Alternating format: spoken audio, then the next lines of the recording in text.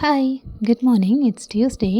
ஒரு கிச்சனை செட் பண்ணோன்னா ஃபர்ஸ்ட்டே கிச்சனில் இருக்க திங்ஸ் எல்லாமே க்ளீன் பண்ணிவிட்டு என்னென்ன பேசிக்கான க்ராசரிஸ் வேணுமோ எல்லாமே வாங்கி வச்சுட்டு தானே குக்கிங் ஸ்டார்ட் பண்ணணும். நான் பாட்டுக்கு நானே சமைச்சிக்கிறேன் அப்படின்னு சொல்லி வந்துட்டேன்.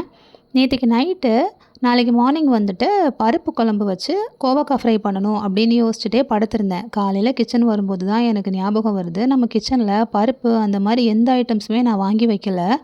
ஈவன் மசாலா பொடி கூட மிளகா பொடி, மல்லிப்பொடி அதுவும் அத்தையோட கிச்சனில் இருந்து எடுத்து வச்சுருக்கேன், அவ்வளோதான். ஸோ இப்போ ஏர்லி மார்னிங் அவங்கள போனால் எல்லாருமே தூங்கிட்டு இருக்காங்க, எழுப்புன மாதிரி ஆகிடும்னு சொல்லிட்டு நானும் போகலை. மார்னிங் சமைச்சிட்டே இருந்தப்போ திடீர்னு கரண்ட் போயிடுச்சு.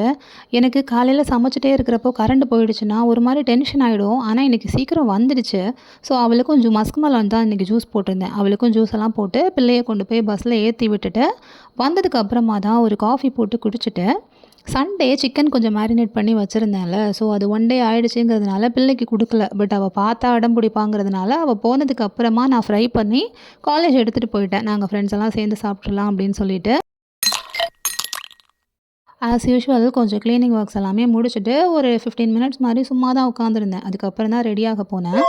நான் 13 இயர்ஸ் பேக் வந்து டீச்சிங் ஜாயின் பண்ணப்போ இந்த பேட்டர்ன் ஆஃப் saree வந்து பயங்கர ட்ரெண்டிங்கில் இருந்தது. அது ஒரு மாதிரி நெட் கோட்டா ஃபேப்ரிக் அந்த மாதிரி. அப்போ நான் வந்து ரொம்ப லீனாக இருந்தேன் போல், அதனால் இந்த saree கரெக்டாக இருந்தது.